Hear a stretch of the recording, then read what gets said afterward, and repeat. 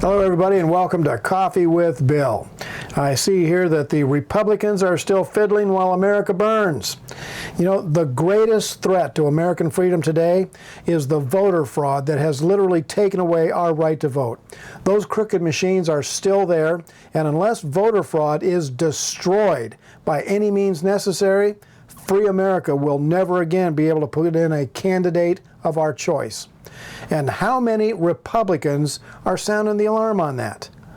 The pillow guy is the only one I see. Now, I've been warning people about the Republican Party for years. Think about this. Voter fraud has vanished from the Republican vocabulary just the way Benghazi disappeared 9 years ago.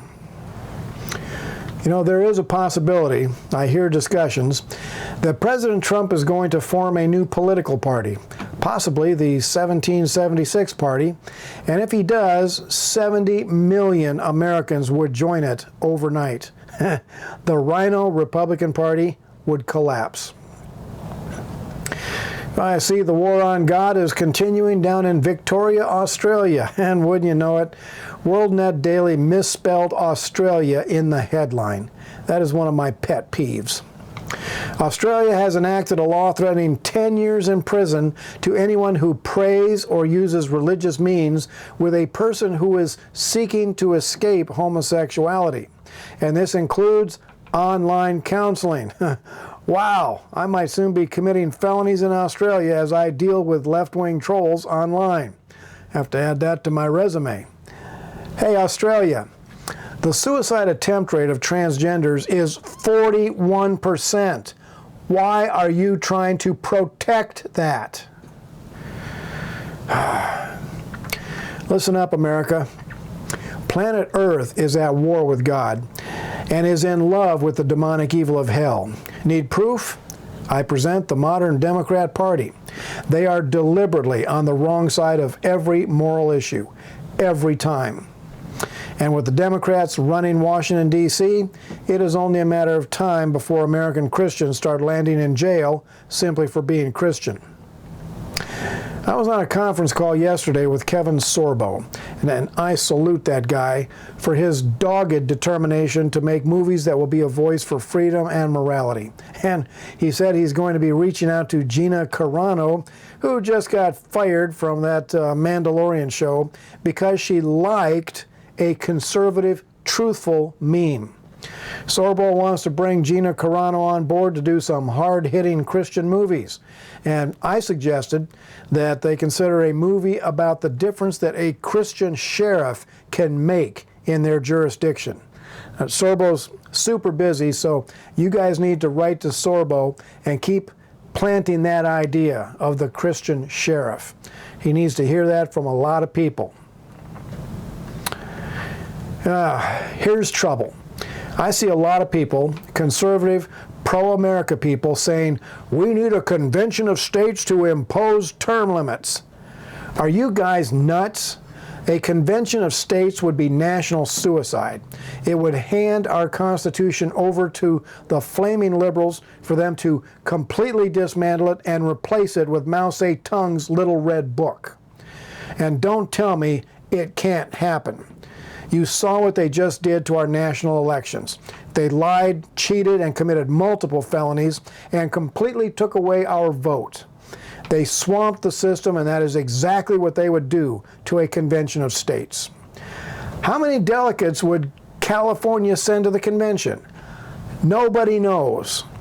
I guarantee you they would lie, cheat, and steal to change whatever rules were in place, and then they would do to the U.S. Constitution whatever they wanted, and it would be perfectly legal. And don't give me that foolish statement, oh, we won't allow that to happen. You don't pull the pin on a hand grenade and say, oh, we're only going to let it explode in this little narrow direction. Do not hand our Constitution over to the hounds of hell. No constitutional convention or convention of states, same thing. The University of California at Berkeley, the most flaming liberal university in our most flaming liberal state, has locked their students in their dorms. They can only leave their room to pee, eat, and get another COVID-19 test. They can't ride their bicycles or even go for a walk outside. They're liberal students. Keep them there till they're 35. You know, as America's leading liberologist, I can tell you that the goal of liberalism is the total domination and control of every citizen. What they're doing to those students is exactly what they want to do to all of us. And by way of reminder, why do we call them flaming liberals? It's because those of us who have read the Bible know their future. I also see here a lot of conservatives saying that we should set up our own conservative states and cities. I love that thought, but it won't work. Liberals are like the Borg. They cannot stand to see anybody who is not under their domination. They would invade any such conservative state to poison it, just like they have done everywhere where they're allowed a foothold. No, liberalism must be defeated completely. It is like cancer of the soul. And once cancer is in your system, you cannot run from it, you cannot hide from it. And here's the solution. Liberalism is founded upon the rejection of God and His authority. Liberalism hates God with a murderous passion, and that is why they are so hell-bent on silencing the Christian message, because, and this is important, evil agendas cannot survive where faith in God is strong. Renewed dedication to America's Christian heritage is the weapon that can defeat the wickedness of liberalism everywhere, in our government, our universities, Hollywood, everywhere.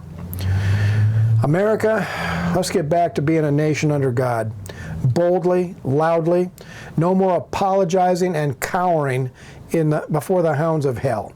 Get firm, stand, and boldly speak truth right into the face of the enemy. This is Wild Bill for America. This has been Coffee with Bill. Thanks for watching, and America, get back to God.